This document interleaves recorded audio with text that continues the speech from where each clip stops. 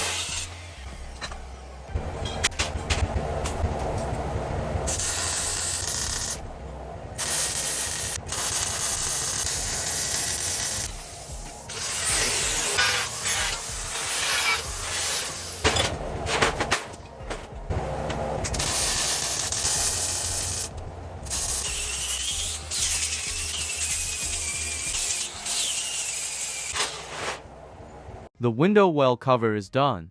Before we install it, don't forget to